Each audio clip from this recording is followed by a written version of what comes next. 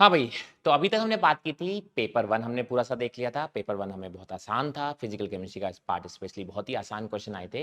And now we are going to discuss the paper 2 of the advance. Okay, एक एक करके हम physical chemistry के आए हुए सारे क्वेश्चंस को डिस्कस करेंगे। और अगर हम बात करें पेपर 2 की, तो पेपर 2 भी रिलेटिवली आसान तो था, बट आप कह सकते हो पेपर 1 के रिस्पेक्ट में बात की तो थोड़ा सा आप बोल सकते हो थोड़ा सा ट्रिकी था या थोड़ा अच्छा था as compare to the paper 1।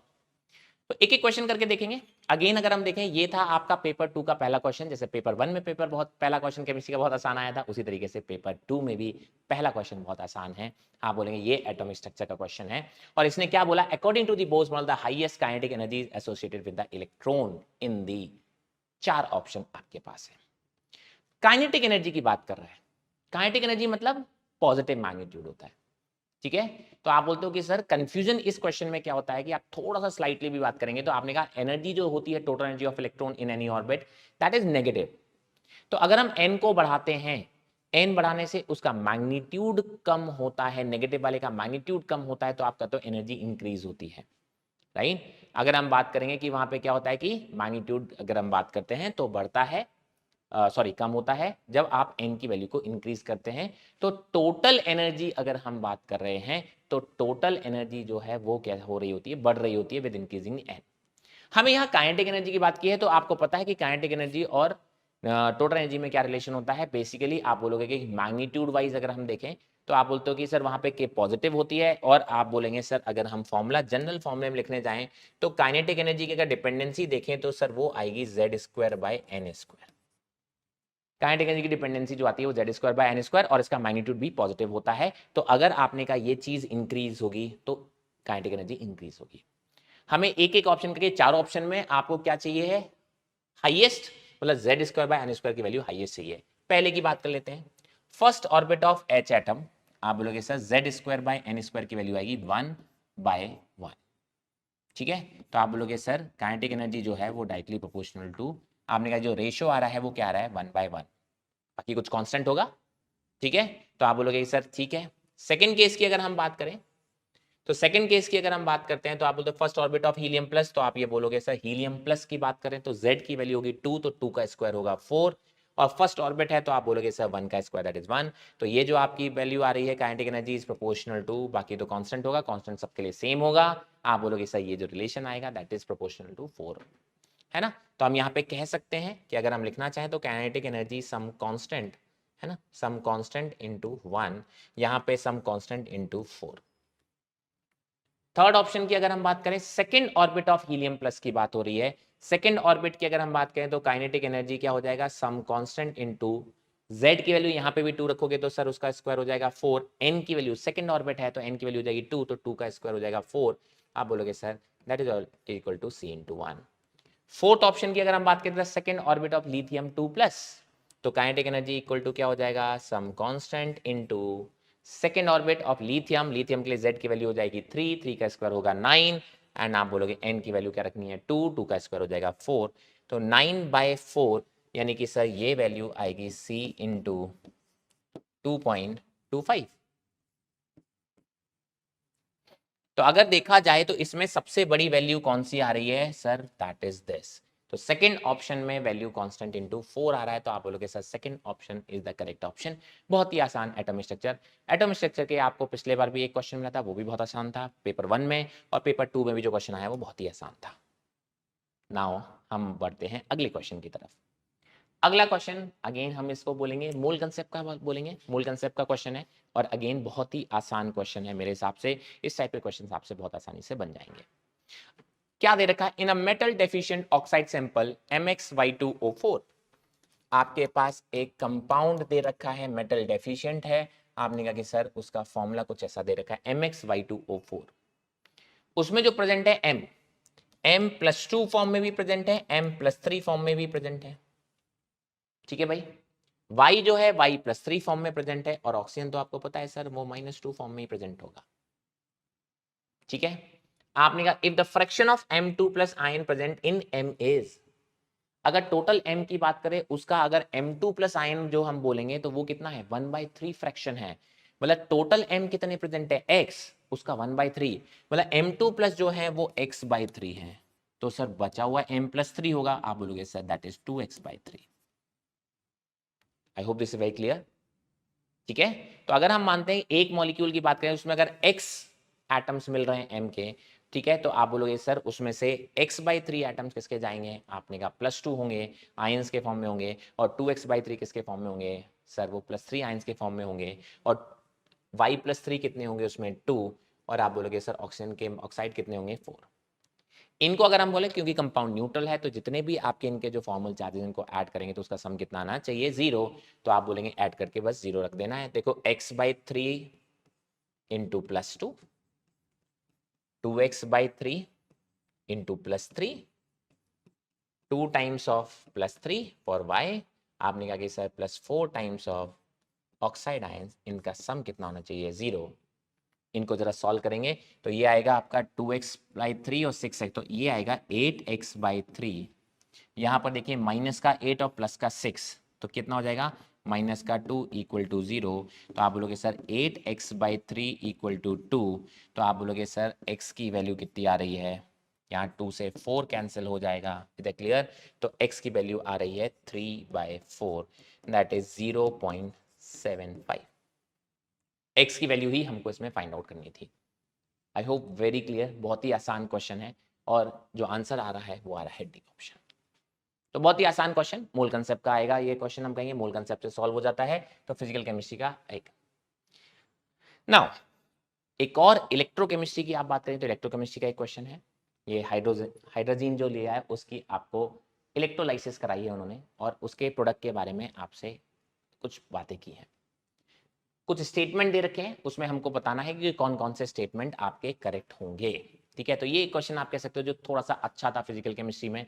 ठीक है, इस क्वेश्चन की अगर हम बात करेंगे तो जो हाइड्रोजन लिया है उसको अगर हमने कहा कि सर इलेक्ट्रोकेमिकली ऑक्सीडाइज किया है, किससे, O2 से X ऑक्सीडाइज किया है, thereby releasing chemical energy in the form of electrical energy. Okay, आपने कहा one of the product generated from the electrochemical reaction is N2। आपने कहा कि सर इसमें जो प्रोडक्ट जनरेट होगा, एक प्रोडक्ट आएगा वो N2 होगा। ठीक है सर, बहुत अच्छी बात है। हमने कहा sir correct statement above the above process. ठीक है भैया, तो हमने कहा एनोड पे क्या होता है सर, एनोड पे होता है ऑक्सीडेशन। एनोड पे क्या होता है ऑक्सीडेशन, और आपने कहा जब हाइड्रोजन का हम ऑक्सीडेशन करा रहे हैं तो देखिए सर क्या होगा सर, N2H4 होगा। क्या होगा ये, N2H4 होगा।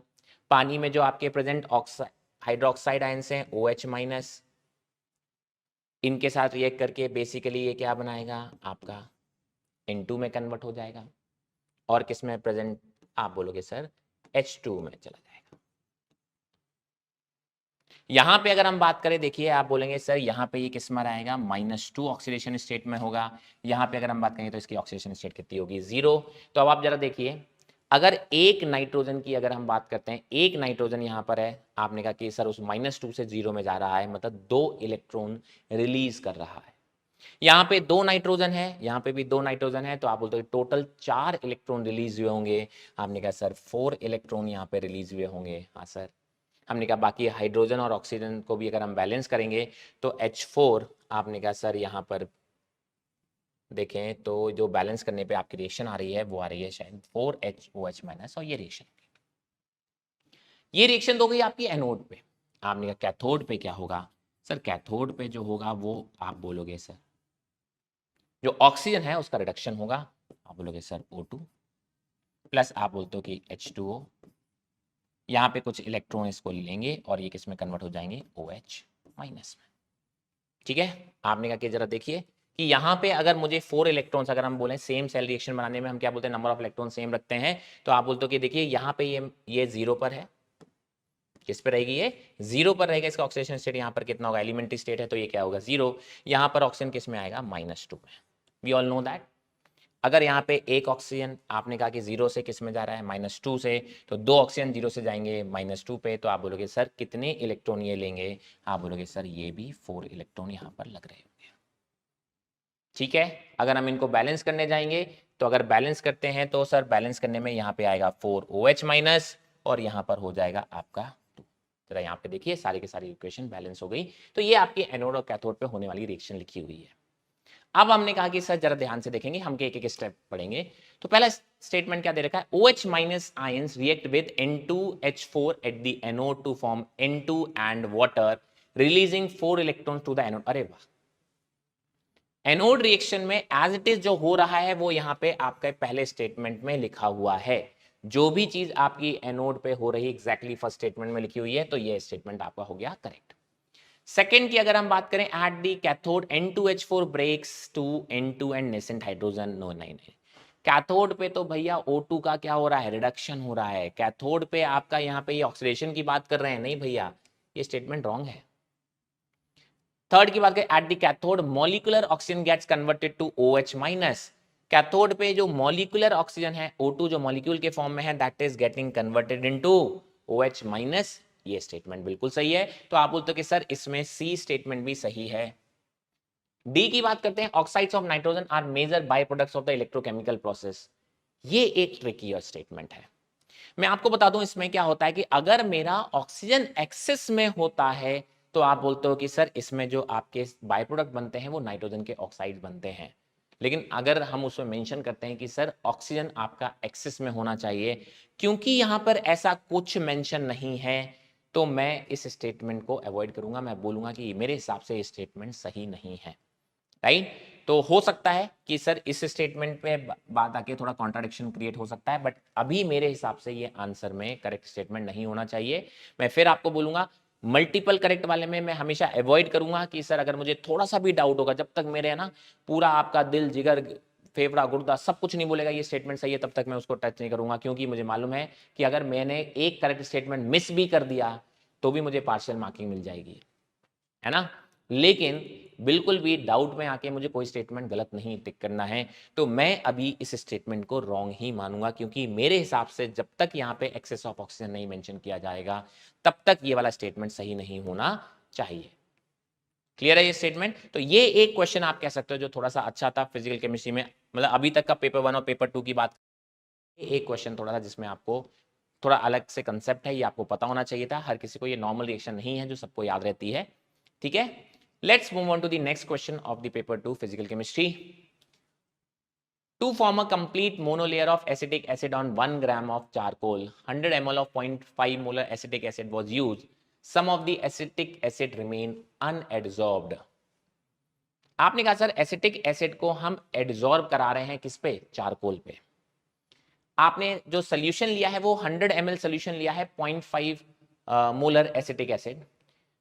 कुछ सोल्यूशन जब चारकोल पे हम डाल रहे हैं तो उसमें से कुछ तो एडजॉर्ब हो गया, बाकी बचा हुआ है। बाकी बचे हुए को न्यूट्रलाइज कराने के लिए इन्होंने क्या किया है, एक बेस ले लिया है 40 ml ऑफ NaOH।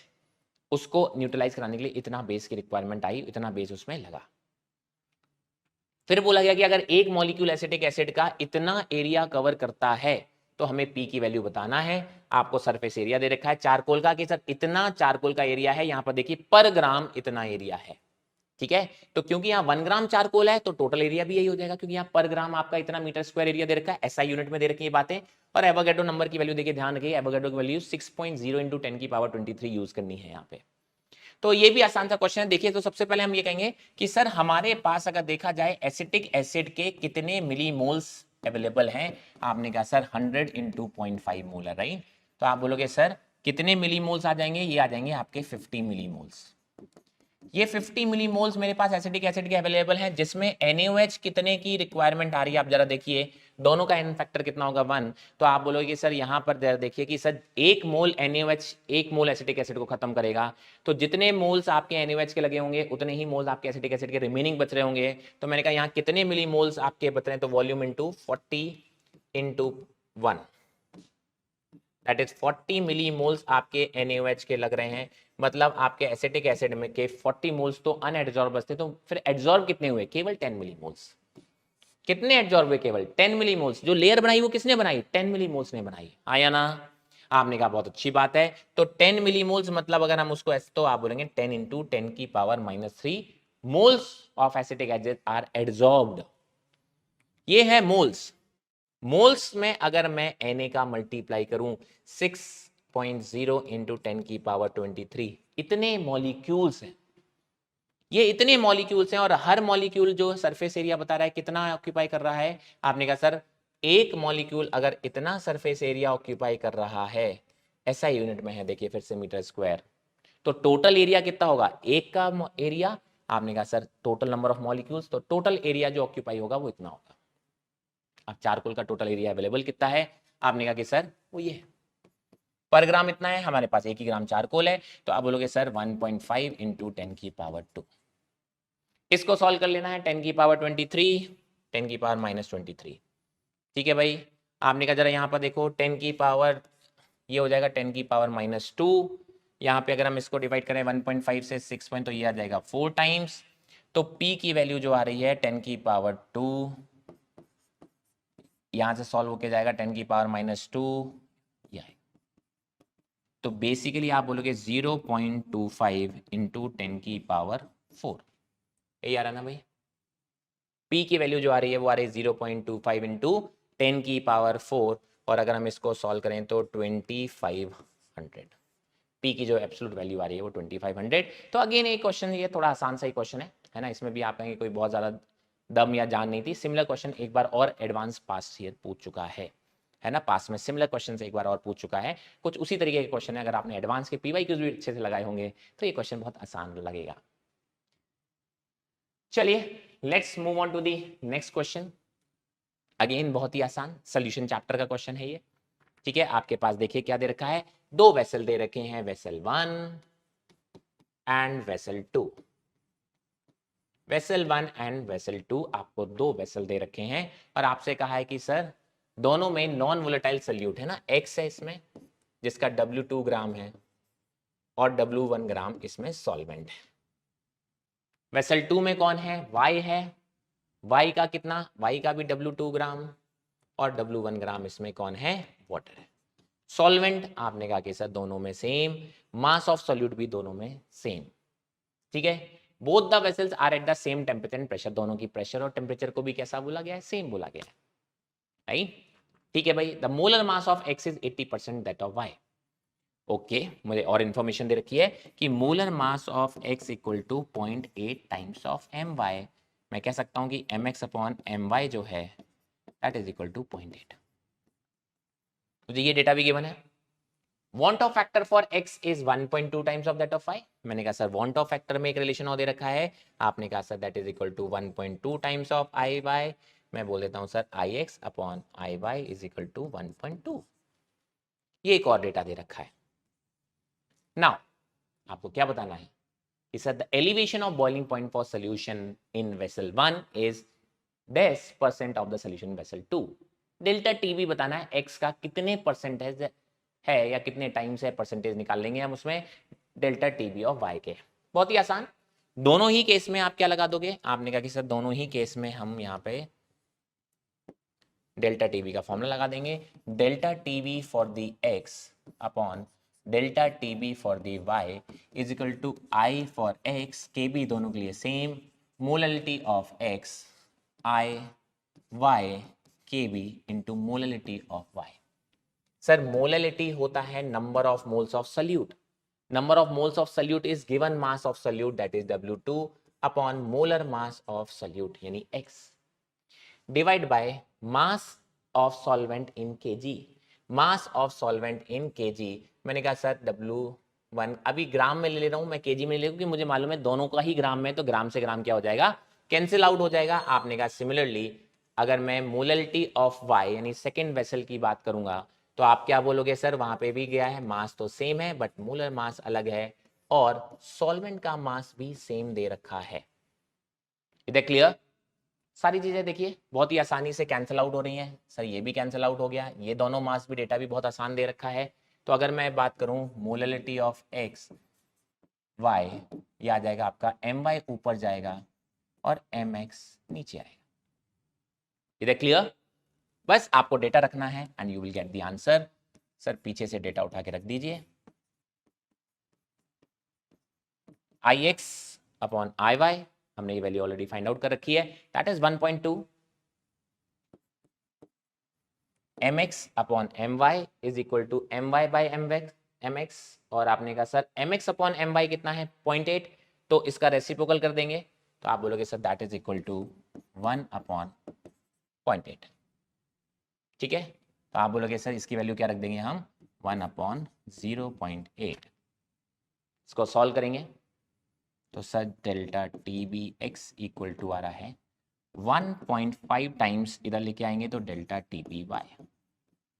मतलब वेसल 1 में जो आपका एलिवेशन इन बॉइलिंग पॉइंट आ रहा है वो 1.5 टाइम्स आ रहा है, 1.5 टाइम्स आ रहा है, लेकिन आपसे किस में पूछा है? परसेंटेज में। कोई अगर 1.5 गुना है, 1.5 टाइम्स है, तो आप बोलोगे वो कितना परसेंटेज होता है? आप बोलोगे sir that is equal to 150%, right? ठीक है, आप बोलते हो कि सर कितना होगा? वो उसका 150% होगा, ध्यान रखेंगे। ठीक है, तो 1.5 टाइम्स है यानी कि 150% है y का, सो 150 इज द करेक्ट आंसर। तो अगेन इस क्वेश्चन को कहेंगे सोल्यूशन का बहुत ही आसान सा क्वेश्चन है, बिल्कुल भी दम नहीं है, सिर्फ डेटा आपको इंटरप्रेट करना है और डेटा को आपको प्रॉपर्ली अरेंज करना है and you will get the answer. Last question देखेंगे हम पेपर 2 का, जो फिजिकल केमिस्ट्री में आया हुआ। यही एक क्वेश्चन आप कह सकते हो जिसमें थोड़ी सी कैलकुलेशन हमको लग रही है। क्वेश्चन ये भी आसान है, अगर आप ध्यान से देखेंगे क्वेश्चन में यहाँ पे भी दम नहीं है। आप अगर इस क्वेश्चन को पढ़ेंगे तो आपके पास U238 आइसोटोप है यूरेनियम का, टाइम के साथ साथ U238 is converting into Pb206, और आपको दिया गया है कि सर सैंपल जो है उसकी एज दे रखी है P इंटू 10 की power 8 years and the ratio of mass of Pb206, ध्यान रखना किसका मास दे रखा है? Pb206 का जो नया बना हुआ है उसका mass upon mass of U238 जो कि सैंपल में बचा होगा उसका रेशियो दे रखा है 7। तो हमसे फाइंड आउट करने को बोला गया है वैल्यू ऑफ P, और आपको क्या साथ में दे रखा है? हाफ लाइफ ऑफ U238 दे रखी है और log 2 की वैल्यू आपको क्या लगाना है।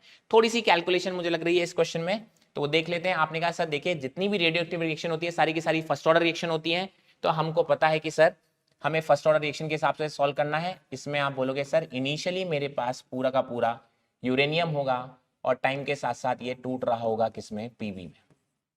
इनिशियल कॉन्सेंट्रेशन को हम A0 बोलते हैं, तब इसका कॉन्सेंट्रेशन कितना होगा? 0।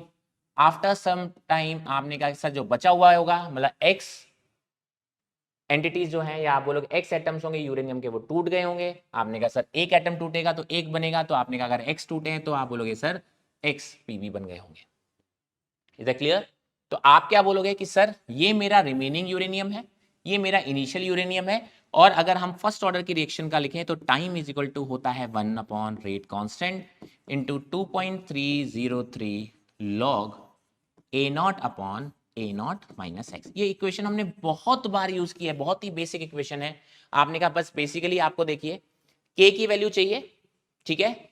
ये जो टाइम है ये आपका बोलते कितने टाइम में ये प्रोसेस यहां से यहां पहुंचा है, दैट इज आप बोलते हो कि ये सिंपल क्या दे रखा है? Age of this sample, starting से लेके अभी तक कितना टाइम पास हुआ है वो ये है। के की वैल्यू देखिए यहाँ पे हाफ लाइफ दे रखी है, एंड हाफ लाइफ का फॉर्मूला होता है T half life equal to ln of 2 by K. तो यहां से अगर मैं डायरेक्टली 1 बाई के की वैल्यू निकालूं तो that is equal to T half by ln of 2। अब मेरे पास चैलेंज है ये वैल्यू निकालना, A0 upon A0 minus x. आपने कहा कि सर यहाँ पे देखिए क्या दे रखा है हमको? The ratio of mass of PV, मतलब एक्स मोल्स बचे होंगे या एक्स एटम्स होंगे पीवी के, उसका मास अपॉन बचे हुए यूरेनियम का मास का जो रेशियो है दैट इज 7। तो हम कह सकते हैं कि सर मेरे पास अगर एक्स एटम्स हैं, आप बोलोगे सर उनका मास कितना है? 206। A0 माइनस एक्स जो यूरेनियम के बचे हुए एटम्स हैं और उनका मास कितना है? 238। तो आप बोलोगे सर ये जो रेशियो दे रखा है वो दे रखा है 7, तो आप बोलोगे x upon A0 minus x, इसकी वैल्यू आ जाएगी 7 इंटू 238 अपॉन 206। मेरे पास आया है ये फॉर्मेट, बट मुझे चाहिए ये वाला फॉर्मेट। थोड़ा सा हम रीअरेंज करने की कोशिश करेंगे। अगर मैं दोनों साइड +1 कर दूं, हाँ भाई देखिए दिमाग लगाना पड़ेगा कि अगर मैं दोनों साइड +1 कर दूं तो यहां पे भी हो जाएगा 7 इंटू 238 अपॉन 206 +1।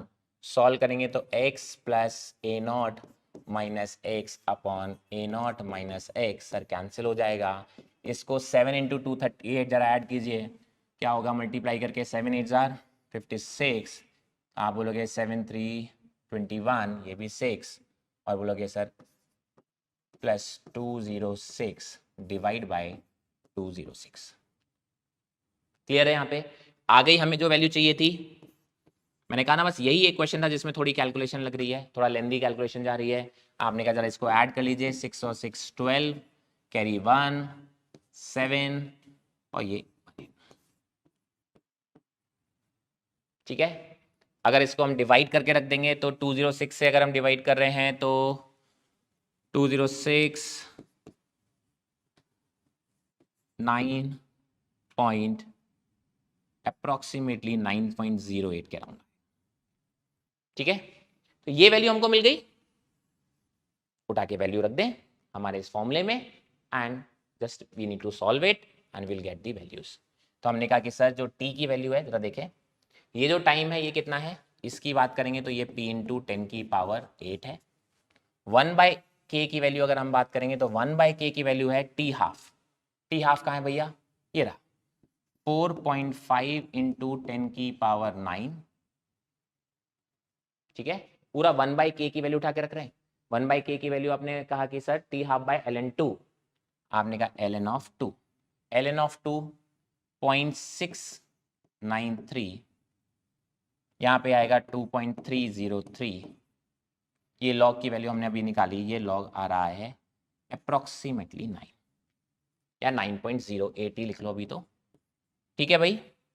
अब आपको क्या करना है, कैंसिल आउट करना है। आपको पता है कि सर इसको अगर हम कैंसिल आउट करते हैं तो ये बचता है 0.30, ये तो हमको पता है ना, ये डेटा तो हमें बहुत अच्छे से याद है। 0.693 कैसे आता है, log 9 की बात करें तो ये आएगा 2 इंटू 0.4, ये देखिए 9, अगर हम अप्रोक्सीमेटली इसको 9 लेके चलेंगे तो ये 3 का स्क्वायर बन रहा है। log 3 हमको पता है, ये 2 बाहर आएगा। इसको जरा सॉल्व कर लेते हैं, यहीं पर देखो इसमें आगे बढ़ा देते हैं। तो p इंटू 10 की पावर 8 4.5 इंटू 10 की पावर 9 अपॉन 0.301 और log 9 को हम लिख लेते हैं 2 इंटू 0.4771। कैलकुलेट कर लेते हैं। यहाँ पे अगर कैलकुलेट करके देखें तो थोड़ी सी कैलकुलेशन लग रही है। इसको हम अगर सॉल्व कर रहे हैं, आई थिंक मेरे पास इसकी कैलकुलेटेड वैल्यू है। इसकी जो कैलकुलेटेड वैल्यू आ रही है वो आ रही है 114.26 अप्रॉक्सीमेटली, ठीक है, इंटू 10 की पावर 9। आपने इसको रीअरेंज करो तो ये आएगा 142.6 इंटू 10 की पावर 8, ये आएगा p इंटू 10 की पावर 8। यही एक क्वेश्चन है जिसमें देखिए भाई कैलकुलेशन थोड़ी ज़्यादा सी लग रही है, ठीक है। एंड फाइनली हम अपने आंसर तक पहुंच गए हैं। सर ये इस फॉर्मेट को अगर हम कंपेयर करें, दोनों तरफ 10 की पावर 8 है, आपने कहा कि सर p की वैल्यू हमको फाइंड आउट करनी है, तो p जो आ रहा है वो आ रहा है अप्रॉक्सीमेटली 142.6, क्योंकि हमको आंसर प्रॉपर इंटीजर में देना है। नियरेस्ट इंटीजर जो आपका जाएगा वो आएगा 143, तो जो आंसर आना चाहिए इंटीजर वैल्यू में वो आना चाहिए 143। तो आप देखेंगे पूरे पेपर में अगर देखा जाए तो सबसे ज्यादा कैलकुलेशन अगर किसी क्वेश्चन ने मांगी है, जो कि फिजिकल केमिस्ट्री की हमेशा डिमांड रहती है, वो इस क्वेश्चन ने मांगी है। कंसेप्ट वाइज देखा जाए तो क्वेश्चन में दम नहीं था, आपने सिर्फ और सिर्फ डेटा कैलकुलेशन में बच्चे फंसते हैं, और आई एम प्रीटी श्योर इस क्वेश्चन ने बच्चों को चैलेंज किया होगा, बिकॉज डेटा मैनिपुलेशन बहुत करना था और डेटा कैलकुलेशन बहुत करना था। तो ये थे सारे जो आपने कहा पेपर 2 की अगर हम बात करें तो पेपर 2 के जितने भी क्वेश्चन थे फिजिकल केमिस्ट्री के वो हमने डिस्कस कर लिए हैं। अब आगे आपके जो बचे हुए क्वेश्चन है इनऑर्गेनिक और ऑर्गेनिक के क्वेश्चंस वो हम डिस्कस करेंगे, हमारे पुनीत सर आके करेंगे। चलो बच्चों, तो अब पेपर 2 का डिस्कशन शुरू करते हैं। इस पेपर में कई भोकाली सवाल हैं, कई ऐसी गुगलीज हैं जहां पर हमारा एक्सपेक्टेड आंसर गलत हो सकता है, जहां जेई की आंसर की कुछ अलग आंसर बता सकती है। इस वाले को बहुत अच्छे से देखना, और खासतौर पे वो बच्चे जो कि 2025 में या 6 में अगर जेई का एग्जाम अटेम्प्ट करेंगे, आपके लिए बहुत कुछ सीखने को मिलेगा। तो अब हम डायरेक्ट स्टार्ट करते हैं। तो सबसे पहला सवाल, ये वाले सवाल में हमें परेशान नहीं होना चाहिए। ये एल ग्लूकोज है, एचआई के साथ हर कोचिंग में, हर आपकी क्लास में आपको नोट्स में मिलेगा कि ये इसको एन हेक्सेन में कन्वर्ट कर देता है। स्टार्टिंग में you will get an hexane, उसके बाद आपका ये वाली, ये भी एनसीईआरटी के अंदर ही है, ये इसको किस में कन्वर्ट करने का काम करती है, बेंजीन में। स्ट्रेट फॉरवर्ड रिएक्शन से हर क्लास में कवर करवाई जाती हैं, एनसीईआरटी में भी मिलेगा। So your P compound is benzene. अब इसकी क्लोरीन एक्सेस के साथ रिएक्शन होती है। इसमें आपको ना, आपके सर जिस भी कोचिंग में आप जहां पे भी पढ़ते हैं, आपके सर ने दो कंपाउंड्स बताए होंगे, बेंजीन हेक्साक्लोराइड और हेक्साक्लोरोबेंजीन। एक इंसेक्टिसाइड होता है, ठीक है, और एक एक्सप्लोसिव होता है। एक इंसान को मारने के काम में आता है, एक कीड़े मकोड़ों के काम में आता है। यहां पे जो दिया है वो ये वाला है, ठीक है। फ्री रेडिकल एडिशन मैकेनिज्म के थ्रू ये होगा। इसी को गामाक्सेन, लिंडेन, SSS इस तरह करके इसके बहुत सारे नाम है। ये एक इजी क्वेश्चन है जो जेईई मेन में भी आ सकता है। अगला ये क्वेश्चन बच्चों, ये वो क्वेश्चन है जो हिंदुस्तान में की किसी भी कोचिंग में बहुत कम ऐसे टीचर होंगे जिन्होंने कभी किसी बैचेस में पढ़ा दिया होगा, वो भी नॉट ऑल बैचेस में। अगर हम इसकी बात करें, जनरली देखो मैं अपना बताऊं, मैं जो रेफर करता हूं किताबें जहां से आप लोगों के लिए नोट्स हम बनाते हैं, तो आपके जो भी बच्चे मुझसे पढ़ते हैं वो नोट्स जनरली या तो जेडीली से होते हैं या फिर थोड़ा बहुत जेम्स हुई को रेफर कर लेते हैं। सॉल्ट के लिए वोगल रहती है, उसको रेफर करते हैं, ठीक है। लेकिन ये इन किसी भी किताब में नहीं है, ये एक बहुत ही out of syllabus, out of context पूछ लिया गया है। ये एक किताब है ग्रीनवुड नाम से। उस ग्रीनवुड किताब के अंदर इसका दे रखा है कि ये जो PCl5 है, अपन लोग कितना पढ़ते हैं, ये जो आप लोग बहुत अच्छे से जानते होंगे, PCl5 टूटता है PCl4 प्लस में और PCl6 माइनस में। अब ये उसके अंदर दे रखा है, ये वाला भाई तो स्टेबल ऐसा कैसा रहता है, इसका फ्लोरिनेशन हो जाता है, ठीक है, और आपको ये मिल जाता है। ये दो को मिलते हैं। ये कलरलेस क्रिस्टल भाई ने बोल रखा है, और ये वाला जो है ये व्हाइट क्रिस्टल है। ये दोनों जो हैं ये आपको मिलते हैं। ये उस ग्रीनवुड किताब का है। एग्जाम में देखो अगर आता, मैं ये क्वेश्चन छोड़कर आता, मेरे जो स्टूडेंट्स हैं वो भी ये क्वेश्चन छोड़कर ही आए होंगे। मैंने इसे नहीं पढ़ाया, बहुत ही कम टीचर्स होंगे जिन्होंने सिलेक्टिव बैचेस में इसको पढ़ाया होगा। तो ये क्वेश्चन एक जेई ने अलग ही पूछ लिया, उसने भी ये बताने के लिए हम भी हैं कुछ, ठीक है। तो चलिए, ये बस लर्निंग पॉइंट ऑफ व्यू से था हमारे, मैंने नहीं पढ़ाया, ये मैं आपको बता रहा हूं। हाँ, यहां से ये अच्छा सवाल है, ये अच्छा सवाल है इन द सेंस कि कुछ लॉजिकल है। आंसर निकालना आसान है, पर जो बच्चे अगले साल देंगे उनके सीखने के लिए है। अब देखो इसमें पहले अपन देख ले भाइयों ने क्या क्या किया है। ट्रिपल बॉन्ड का इसने सिस डबल बॉन्ड बनाया है, सिस बना रहा है, तो ये लिंडलार शब्द दिख भी रहा है, ठीक है। एस्टर का एसिड बनाया है, साइनाइड का एल्डिहाइड बनाया है, एस्टर का अल्कोहल, ठीक है। ये सारी चीजें पता चल गई। अब देखो एक एक करके अपन ऑप्शन देखते हैं। लिंडलार कैटलिस्ट जो है, लिंडलार कैटलिस्ट जो है, ये आपका ट्रिपल बॉन्ड को डबल में कर देगा। फिर अब इसमें यहाँ पे मैं एक स्टार लगा रहा हूं, भूल जाऊं इसलिए, है ना, एक चीज बतानी है। SnCl2HCl। अब देखो SnCl2HCl जो है ये आपका कौन सा था, स्टीफंस। ये क्या करता है, ये आपका साइनाइड के साथ आपकी रिएक्ट करता है। SnCl2HCl आपने अपनी कोचिंग में पढ़ा होगा। तो ये इस पहले इमीन बना देता है और फॉलोड बाय हाइड्रोलिसिस HOH तो एल्डिहाइड बना देता है। तो साइनाइड को ये एल्डिहाइड में करने के लिए करते हैं। जो बच्चे मुझसे पढ़े हैं, S से स्टीफन, S से शामी, मोहम्मद शामी, हमने सारे रिड्यूसिंग एजेंट को इंडियन क्रिकेट टीम के 11 खिलाड़ियों के नाम पर अपन ने याद किया है। तो ये एस से स्टीफन, एस से शामी था, ठीक है।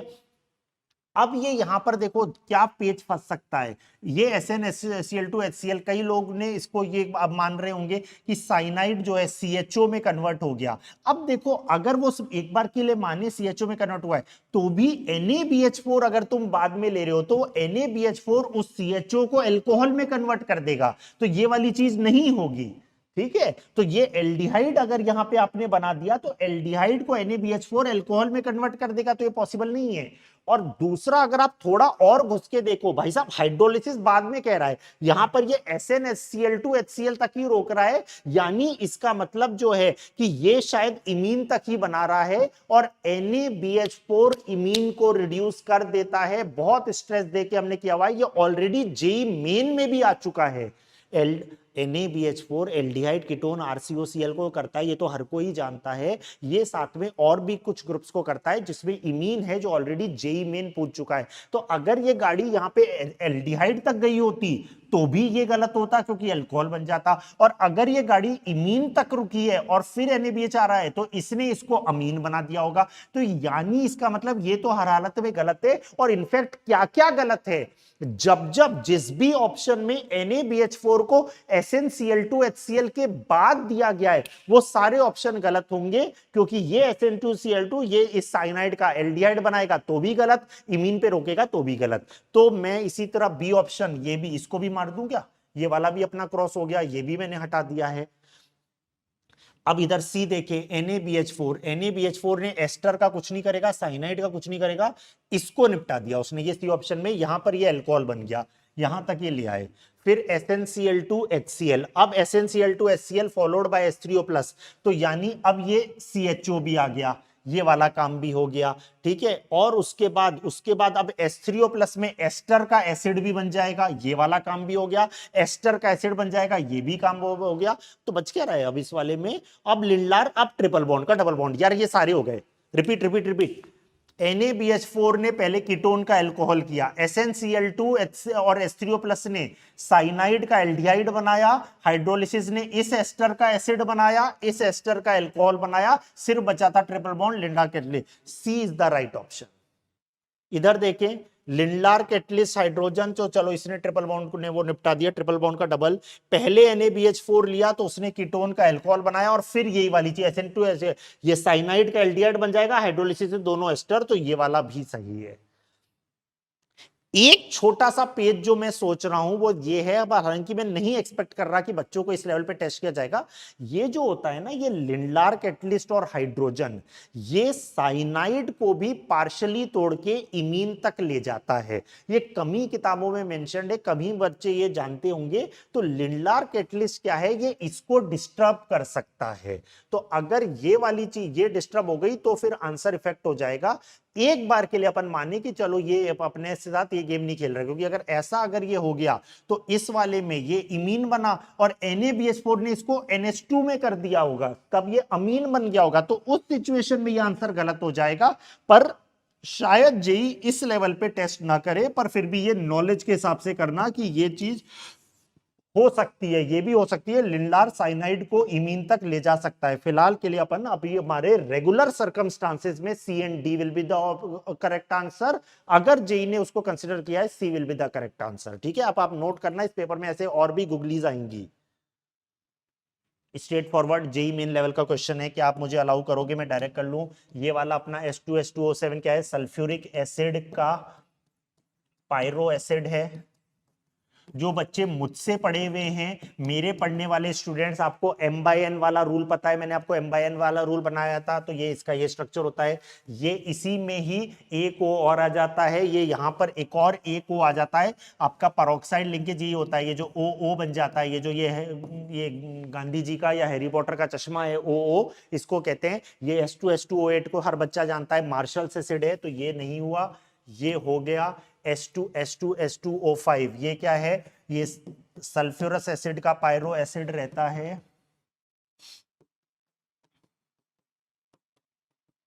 ये ठीक है, ये वाला इसका रहता है, इसमें SOS वाली लिंकेज नहीं होती, इसको अलग से पढ़ाया जाता है। एक सल्फ्यूरस एसिड का पायरो, एक नाइट्रिक एसिड का पायरो, सॉरी हाँ यही वाला, इसमें S3PO3 का, एक S3PO3 का पायरो और एक सल्फ्यूरस एसिड का पायरो, थोड़े थोड़े से अलग रहते हैं अपने स्ट्रक्चर्स वगैरह में। ये क्लास के अंदर हम डिस्कस कराते हैं, अभी उस पर नहीं जा रहे। तो इसमें नहीं है। और H2SO5 इसको कैरोज एसिड कहते हैं।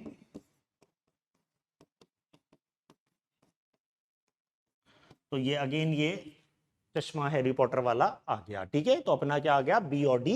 काफी हद तक स्ट्रेट फॉरवर्ड क्वेश्चन है, इजी में गिन सकते हैं। अब ये इजी से मॉडरेट के बीच का क्वेश्चन है, ये इजी से मॉडरेट के बीच का क्वेश्चन है। ठीक है, अभी मैं यहाँ रिकॉर्डिंग कर रहा हूँ, बाहर से लोग देख रहे हैं, वो थोड़ी सी खिड़की है, उनको लग रहा है कि क्या पागल हो गया है, अकेले में कर रहा है। ठीक है, चलो अब देखो, ये अपने को बायोमोलिक्यूल के चैप्टर से पढ़ा है, ATGC। ए और टी लिंक्ड रहते हैं एच बॉन्डिंग से, जी और सी लिंक्ड रहते हैं। ये एटीजीसी हर बच्चे को लगभग पता रहता है, ठीक है। अब एटीजीसी के बाद अब इसमें करना है, ये इसी तरह का सवाल जेई मेन के 2024 वाले अटेम्प्ट में ऑलरेडी आ चुका है। तो देखो यहां जहां ए है वहां पे टी रहेगा, ठीक है ना। तो अब एक बार गिन लो ए वाले कितने हैं, 1 2 3 4 5 6 7, ये वाले आ गए 7। जी और सी के गिनना, 1 2 3 4 5, ये आ गए 5, ठीक है। तो ए ना ए और टी के बीच में कनेक्शन होता है, जी और सी के बीच में कनेक्शन होता है, ये एनसीईआरटी में दे रखा है। और एनसीईआरटी ने अपने डायग्राम से, छोटे से एक डायग्राम से उसने ये वाली चीज दे रखी है, मेरे पास है एनसीईआरटी अभी, ठीक है, कि यहां पे जो होता है इनके बीच में डबल बॉन्ड है। अभी मैं एनसीईआरटी देख रहा था, आप एनसीईआरटी में देखना, डायग्राम में दे रखा है, यहां पे इनके बीच में डबल बॉन्ड रहता है और यहां पे इनके बीच में ट्रिपल बॉन्ड रहता है। जी और सी, ए और टी डबल बॉन्ड से कनेक्टेड होते हैं, जी और सी ट्रिपल बॉन्ड से रहते हैं। अब इसने एनर्जी दे रखी है क्या, ए और टी की तो 1 है, 7 इंटू 2 इंटू 1 और 5 इंटू 3 जी सी इंटू 1.5। अब आप गिन लो ये कितना हो गया, ये हो गया 14, 15 और ये 22 करके आंसर आई थिंक 41 आ गया है, अगर मैंने सही किया है तो कैलकुलेशन, ठीक है। आप देख लेना कैलकुलेशन सही है तो 41 के आसपास होगा इसका आंसर। तो बस ये छोटा सा कंसेप्ट करना था, एटी के बीच डबल बॉन्ड, जीसी के बीच में ट्रिपल बॉन्ड, ठीक है, एनसीईआरटी बेस्ड है। टेट्राहेड्रल, चलो भोकाली नोट करना, उल्टा करते हैं। P4 टेट्राहेड्रल होता है, ये सब मासूम बच्चों को पता है, ये सबको पता है, P4 हो गया टेट्राहेड्रल।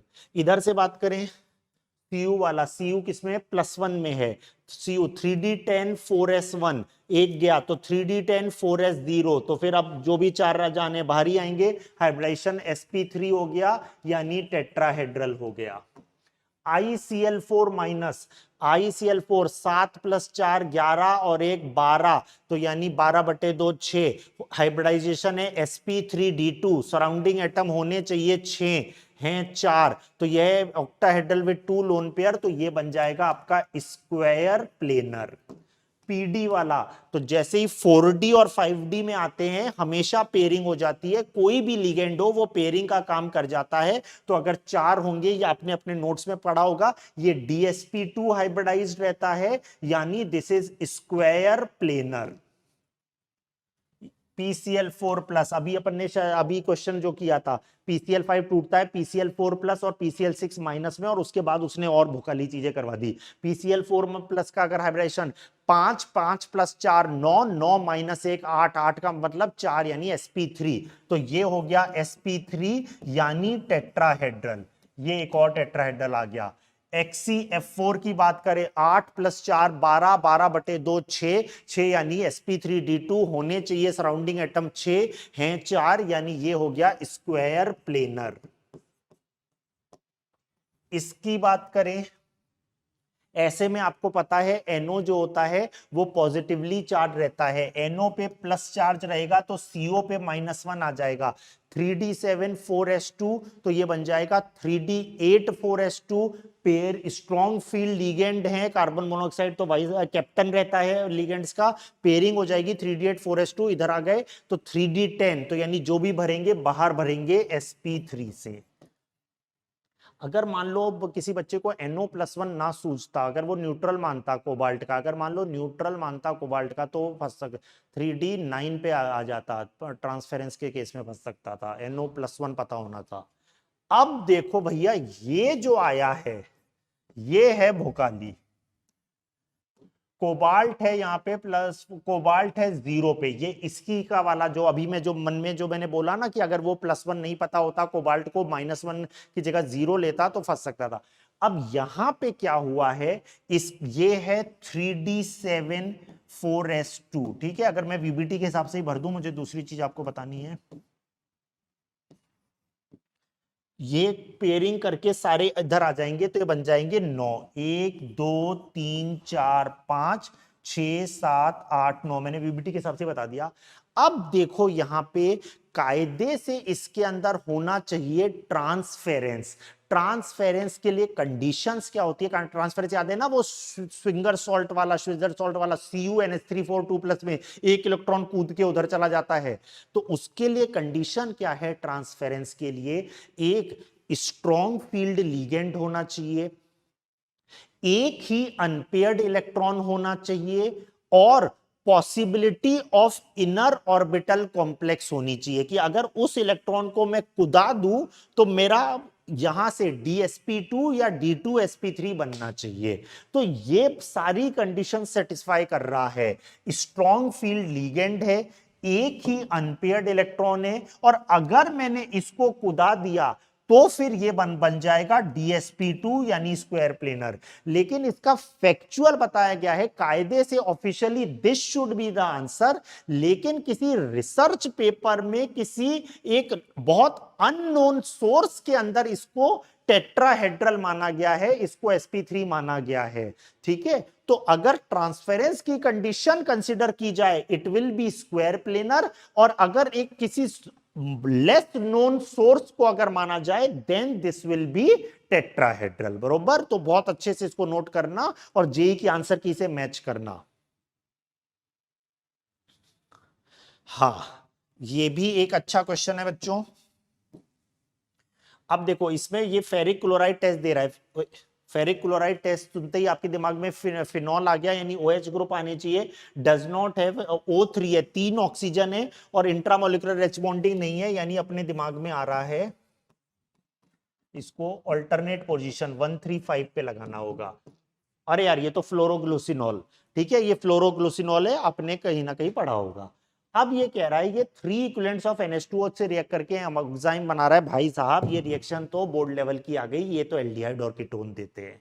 अब ये तो फिनॉल तो ये रिएक्शन देगा नहीं, एल्डिहाइड कीटोन है, यानी यहां से भाई ने हमें हिंट दे दी कि ये जो है ये अपने टॉटोमेरिक फॉर्म में यानी कीटो फॉर्म में कर रहा है, और ये वाला जो होता है दिस कीटो फॉर्म इज अच्छा खासा स्टेबल। अदरवाइज अगर हम कीटो और इनॉल की रेगुलर बात करते हैं, रेगुलर केसेस में keto much much much much much much much more stable होता है, लेकिन इधर अगर इनॉल और इसकी बात करें तो फिनॉल ऑलमोस्ट 100% एग्जिस्ट करता है, उसका कीटो एग्जिस्ट ही नहीं करता। लेकिन ये जो है 135 वाला जो है ये करता है, इसके अंदर इतने स्ट्रॉन्ग बॉन्ड्स हैं, इसका अच्छी खासी स्टेबिलिटी होती है, ये एग्जिस्ट करता है। अब इसमें क्या कराया जा रहा है, तो इसने हिंदी कि मैं पी को आपको ये मानना है। अब इसकी excess methyl chloride in presence of KOH, तो KOH तो भैया बेस है, प्रोटॉन को बेस पसंद है, उसका एक ही धर्म है, वो H+ हटाएगा, तो यहाँ पे जितने भी एसिडिक H है वो हटेंगे और उनकी जगह क्या आ जाएगा, मिथाइल आयोडाइड। यहाँ पे नेगेटिव चार्ज आएगा, CH3 पे SN2 अटैक करके CH3, तो CH3 लगा दूंगा फटाफट।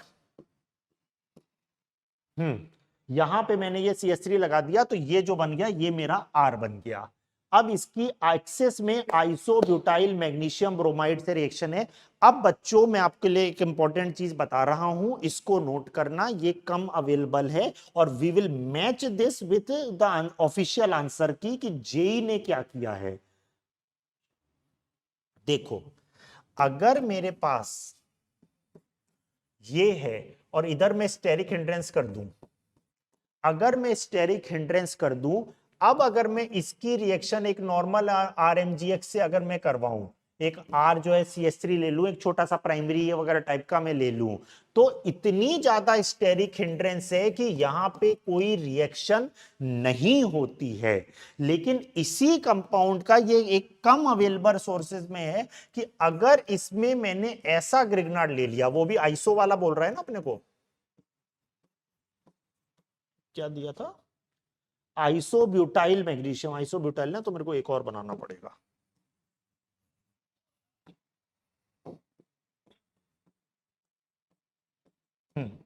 अगर इस ग्रिग्नार्ड के साथ लें तो ऐसा कोई ग्रिग्नार्ड जहां पर अपने पास बीटा कार्बन भी हो, अपने पास बीटा कार्बन भी हो, तो ये जो है, तो यहां पे जो H है, तो ये H- इधर चला जाता है। ठीक है, तो यहां पे H- जाकर इसको करेगा, तो इसमें आपको जो प्रोडक्ट मिल जाएगा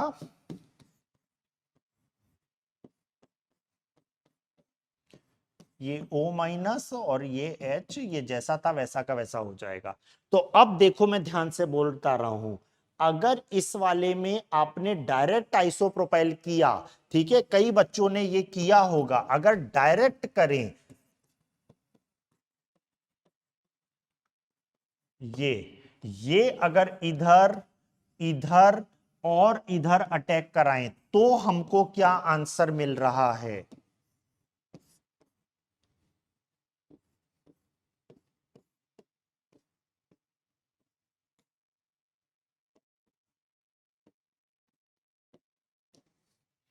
देखना भैया ज्यादा गंदा ना हो जाए, कुछ अलग कलर से करूं क्या? वो कहां था? गया गए, आजा।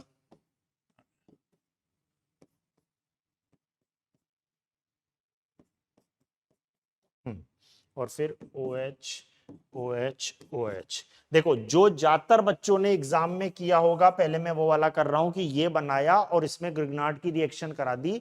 अब क्या पूछ रहा है, ये CH3 कितने हैं एक बार देख लो यार, गिन लो CH3 इसके अंदर कितने हैं। एक दो, नहीं सॉरी, 1 2 3 4 5 6 7 8 9 10 11 12, ठीक है, 6 तो रिंग में ही है, ये 3 मिथाइल लगे हुए 6 तो है ही है, और हर कार्बन पे 2 2, तो 6 और 6 12। तो ये आंसर 12 बहुत बच्चों का आया है, ये 12 एक बहुत अच्छा आंसर है। लेकिन जो मैं आपको ये लॉजिक, ये वाला फंडा बता रहा हूं, इसके हिसाब से अब ये पूरा आइसोब्यूटाइल अटैक नहीं कर रहा, सिर्फ H माइनस ही अटैक कर रहा है। तो अगर इसके हिसाब से अगर मैं आंसर निकालूं, ये तो ऐसे कैसे रहने देना, यहां पर भैया बस आपका ये OH आएगा, ये OH आएगा, ये OH आएगा, ठीक है, ये रहेगा। तो इसके हिसाब से आंसर 6 है। I am also eagerly and curiously waiting for the answer key of JEE advance, की वो किसको कंसिडर करता है, एक रेगुलर लॉजिक को रेगुलर तरीके से, या फिर इसको। और एक पेज में छोड़ रहा हूं, इसका एक सिचुएशन में आंसर 9 भी है, वो अभी मैं नहीं डिस्कस कर रहा, बहुत ज्यादा परेशान हो जाओगे आप। इसका 9 आंसर भी जस्टिफाई किया जा सकता है, पर फिलहाल हम वेट करते हैं कि जेई किसको कंसिडर करता है। ये जो मैंने आपको बताया ये एक सही लॉजिक है, और ये वाला रेगुलर तरीका है जिससे मोस्ट ऑफ द स्टूडेंट्स ने पेपर को अटेम्प्ट किया होगा। Let's wait for the official answer की।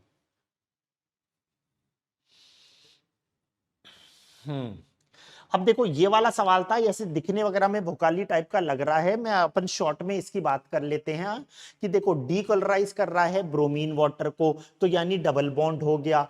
पॉजिटिव आइडोफॉर्म टेस्ट दे रहा है, पॉजिटिव आइडोफॉर्म टेस्ट दे रहा है, तो यानी या तो मिथाइल कीटो टाइप का रहा होगा इसके अंदर, या यहाँ पे एल्कोहल भी ऐसा भी रह सकता है, ये भी मैं ना दे देता है हेलोफॉर्म टेस्ट। ओजोनोलिसिस से ट्रीटमेंट कराया H2O2, यहाँ पे देखना ऑक्सीडेटिव ओजोनोलिसिस है, यानी जब पाई बॉन्ड तोड़ोगे तो फिर आपका अगर कॉर्नर पे है तो एल्डिहाइड के बजाय एसिड कार्बोक्सिलिक एसिड बनेगा, Q एंड R मिले।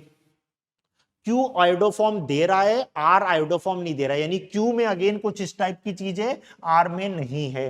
फिर ऑक्सीडेशन पीसीसी, पीसीसी क्या करता है, ऑक्सीडाइज कर देता है, ठीक है, अल्कोहल को वो है ना एल्डिहाइड के टोन में कर देता है, हीटिंग एसएनटी रिस्पेक्टिवली। अब देखो यहां से थोड़ा थोड़ा सा एक आइडिया लग रहा है अपने को, ये सब चीजें तो आपने निकाल ली कि ये एलोफॉर्म दे रहा है, ये नहीं दे रहा है, डबल बॉन्ड होगा, ये सारी आ गई। अब हीट कर रहा है S2D, तो यानी देखो पीसीसी ने क्या किया होगा, उसने C डबल बॉन्ड O बनाया होगा, डबल बॉन्ड O लेकर आया वो, और फिर हीट कर रहे हैं, तो एक कुछ कुछ एग्जाम में बत्ती जल सकती है कि अगर ना मैं बीटा कीटो एसिड को हीट करता हूं, बीटा कीटो एसिड को हीट करने पे कार्बन डाइऑक्साइड बन जाता है, नॉर्मल कीटोन को हीट करने पे तो क्या ही मिल जाएगा, लेकिन अगर बीटा कीटो एसिड हुआ तो वहां पे मैंने हीट किया तो बन जाएगा, ठीक है। तो यहां तक आपने अगर ना थोड़ा सा काफी हद तक आप लोगों ने सोच लिया होगा, तो अगर अब आप इजाजत दो तो मैं डायरेक्ट इसका करूं, क्योंकि मुझे फिर इसमें और एक चीज आपको डिस्कस करनी है।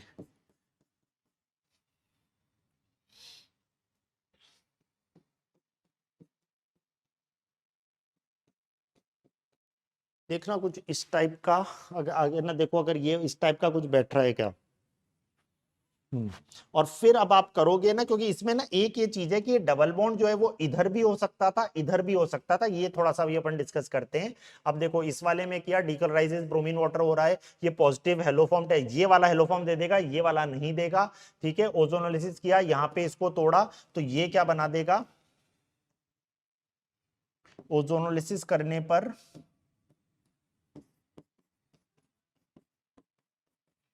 ऑक्सीडेटिव है, तो यहां पे भी एसिड प्लस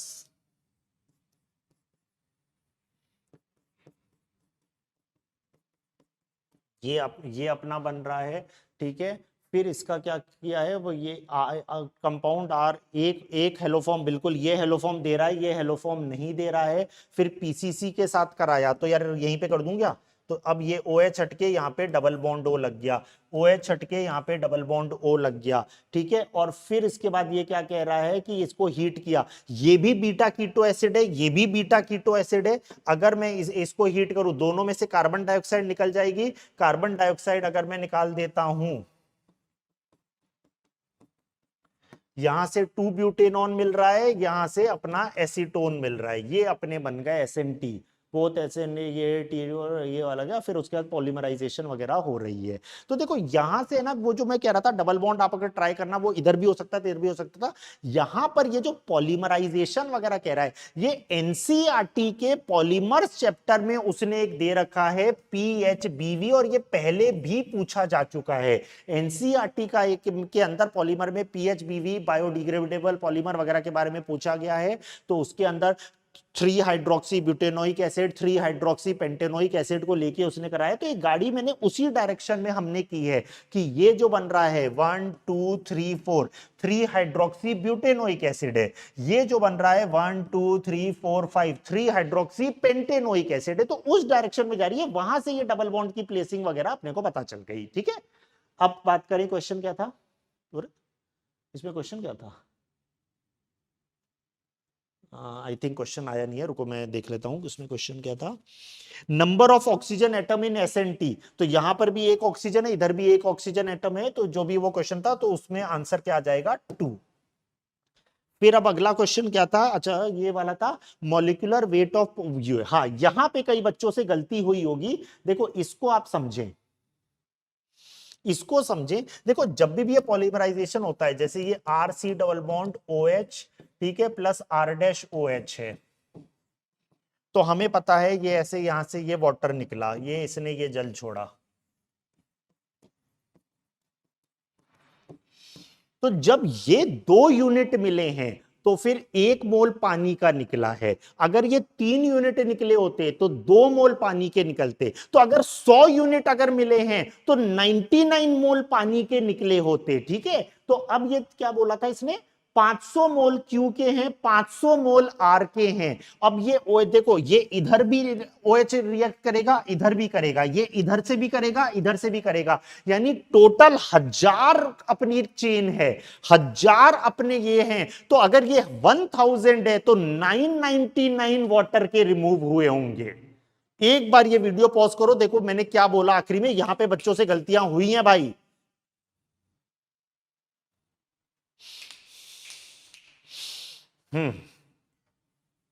समझे। तो अब ये जो कह रहा है, तो 500 जो था, अब इसका, अरे यार इसका निकालना मॉलिक्यूलर वेट कितना आया था, ये 500 इंटू 108 है, प्लस अगले का निकालना, अरे अगले का कितना है, 500 इंटू 100 मेरे पास है क्या, 104 और 118, अच्छा ये 104 है, 118 है, माइनस 999 इंटू 18 करोगे, आंसर में मैंने निकाला था शायद, आई थिंक 93018 है, आई थिंक। एक बार आप कैलकुलेट कर लेना, कंसेप्ट ये है जो मैंने बताया, ठीक है। 500 इंटू उसका मॉलिक्यूलर वेट, 500 इंटू इसका मॉलिक्यूलर वेट, टोटल 1000 यूनिट है, माइनस 999 इंटू वाटर, क्योंकि 1000 यूनिट इकट्ठी हो गई है। ये एक ऐसा चीज था जहां पे एग्जाम में बैठे कई बच्चों का गलत शायद हुआ होगा। अगला क्या है, हाँ, अब ये लास्ट देखो, ये वाला बच्चों अगेन भोकाली टाइप का क्वेश्चन इन द सेंस कि यहाँ कंट्रोवर्सी होगी, यहाँ पे आंसर की गलत हो सकती है। पोटेशियम आयोडाइड की अगर अपन ने रिएक्शन कराई K4 एफिशिएंट पोटेशियम फेरी साइनाइड के साथ, तो आपको पता है I- एक रिड्यूसिंग एजेंट होता है। आयरन जो है वो आपका +3 स्टेट में है, +3 स्टेट में है, तो ये +2 में कन्वर्ट कर देगा। जैसे अपना Cu का 2+ है, ये I- के साथ रिएक्ट नहीं, मतलब के साथ नहीं रह पाता है, ये Cu+1 में कन्वर्ट हो जाता है, Cu2I2। उसी तरह Fe का +3 I- के साथ नहीं रह पाएगा, ये इसको रिड्यूस कर देगा। तो ये चच्चा तो बन गया अपना K4 FeCN6। अब इसके अंदर पेच ये है कि यहां पर I2 भी लिखा जा सकता है, या फिर यहां पे I3- या KI3 भी लिखा जा सकता है। I2 भी आ सकता है, KI3 भी आ सकता है। I2 के हिसाब से करोगे, इसने आई थिंक मोल पूछे थे, इसने मोल पूछे थे। अगर I2 इसको अगर आप बैलेंस करोगे, ये इधर ऐसे करके अगर आप बैलेंस करोगे, तो I2 में इसके रह क्या question, number of moles of potassium iodide required for 2 moles of P. तो अगर आपने I2 के हिसाब से किया तो इसके 2 मोल आएंगे, और अगर I3 के साथ किया तो 3 मोल आ जाएंगे। तो यहां पे भी एक ऐसा चीज है जिसमें जेई के आंसर की का वेट करना चाहिए rather than jumping to the conclusion, क्योंकि both are equivalent, both I think are correct. तो अगर I2 हम बोलेंगे तो 2 आंसर आएगा, I3 अगर हम बोलेंगे तो 3 आंसर आएगा। ठीक है, so I am also waiting for official confirmation. और लास्ट, अब देखो ये लास्ट क्वेश्चन इसने क्या बोला, ये वही चीज क्यों आ गई, नंबर ऑफ जिंक। अब देखो जिंक के साथ अगर अपन करते हैं इसकी रिएक्शन, आपने अपने सर से आपने अपने नोट्स में भी पढ़ा होगा, एक फेमस बन जाता है K2ZN3 FeCN6 K2ZN3 FeCN6। यहां पे भी भाई साहब एक कंट्रोवर्सी है, यहां पे भी पेज फंसा हुआ है। अगर आप देखें, आई थिंक निकाला है, ये मैं 2 लेकर आया हूं, एक एनसीईआरटी का है और एक वोगल किताब जो है VOGAL है उसका है। यहां पे देखिए इधर इसने क्या बना रखा है, अरे यहां पे इसने बना रखा है Zn2 FeCN6। ठीक है, और यहीं पे दूसरा ये बना रखा है जो अभी मैंने आपको बोला K2ZN3 FeCN6 ठीक है, तो यानी अगर अपन इसको मानेंगे तो 2 आंसर आएगा, इसको मानेंगे तो 3 आंसर आएगा। तो इस वाले कॉम्प्रिहेंशन के दोनों क्वेश्चन में 2 भी आंसर हो सकता है, 3 भी आंसर हो सकता है। तो ये दोनों ही क्वेश्चंस ऐसे हैं जहां पर हमें एक बार ऑफिशियल आंसर की का वेट करना चाहिए to know the exact answer कि उन्होंने क्या सोचा है, उन्होंने क्या किया है। तो इस वाले पेपर में देखो, एक तो ये आखिरी वाले 2 आ गए जहां पर कंफर्म मैं आंसर नहीं बता रहा हूं, ठीक है, जहां पर हमने ये एक अच्छा चीज डिस्कस की है। ये वाला तो हो ही गया था, और कौन सा था, एक ये वाला, ये कौन सा था, COCN4 वाला, हाँ ये एक ये ट्रांसफेरेंस वाला केस था। तो ये भी एक अच्छा क्वेश्चन था जिसमें है ना हम वेट कर रहे हैं। तो इस वाले पेपर में अपने पास कई ऐसे क्वेश्चन आए थे जो कि बहुत अच्छे लेवल के थे। देखो बच्चों, मैं आपको बताऊं, ये ऐसे बोलते हैं, ये होता है कि अरे आसान पेपर था, ये ऐसे कर सकते हैं, ऐसे कर सकते हैं, लेकिन जो बच्चा पेपर दे रहा है, जो उन 3 घंटे के प्रेशर में उसको 3 सब्जेक्ट करने हैं जहां वो घबराहट रहती है, उसके हिसाब से मैं इन्हीं सभी क्वेश्चंस को मॉडरेट से टफ में करूंगा। ये इतने स्ट्रेट फॉरवर्ड, इतने आसान नहीं है कि बच्चा उस समय कर ले, और जो उस समय हाथों हाथ कर ले वो वाकई में डिजर्व करता है टॉप लेवल के इंस्टीट्यूट्स IITs में पढ़ने का। चलो बच्चों, तो यहां पे अपन रोकते हैं। उम्मीद करते हैं आपको सीखने को मिला होगा। अब आपको जो भी नई चीजें सीखनी है आप इसको नोट कर लें, और वो बच्चे जिनने पेपर खुद दिया है, I wish you all the very best बच्चों। जो भी मार्क्स आए, जो भी रैंक आए, हमें आप पे हमेशा गर्व रहेगा। आपने बहुत अच्छा परफॉर्म किया है, मेहनत करना सीखे हो, जिंदगी का एक जज्बा सीखे हो, एक वो एटीट्यूड आपने सीखा है इन 1 साल या 2 साल में, जो जीवन भर आपके काम में आएगा। तो independent of your rank, independent of your marks, independent of your result, we will always be proud of you. All the best बच्चों।